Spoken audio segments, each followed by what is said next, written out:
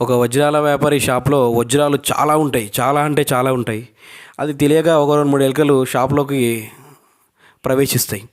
ఆ వజ్రాలు మెరుస్తుండడం చూసి ఆ ఎలుకలు ఏమనుకుంటాయంటే, ఓహో! ఇంత మెరుస్తున్నాయి కదా! ఇది మనం తీసుకుంటే మెరుస్తాం కూడా మనం కూడా అని చెప్పి ఓ ఎలుక అత్యాశకు లోనయ్యి ఆ వజ్రాన్ని మింగుతుంది. మింగినప్పుడే ఆ వజ్రాల వ్యాపారి చూసి కంగారుకు లోనై దాన్ని పట్టుకోనికి పోతే అది కన్నంలోకి దూరుతుంది. అప్పుడు ఎలుకలు పట్టే వాడిని పిలిపించి, ఆ ఎలుకను నాకు పట్టిస్తే వజ్రం మింగిన ఎలుకను నీకు ₹1,00,000 ఇస్తా అని చెప్తాడు. ఆ ఎలుకలు పట్టేటోడు ఒక చిన్న స్మైల్ ఇచ్చి ఆ కన్నం ద్వారా ఏదైతే ఉందో అది ఓపెన్ చేస్తే ఒక 5, 6 ఎలుకలు ఉంటాయి. ఆ 5, 6 ఎలుకల మధ్యలో ఒక ఎలుక పక్కకు ఉంటుంది అనమాట. ఆ వ్యాపారి ముందరనే ఆ ఎలుకను పట్టుకొని వచ్చి, ఇగో ఇదే వజ్రం మింగిన ఎలుక అని చెప్తాడు.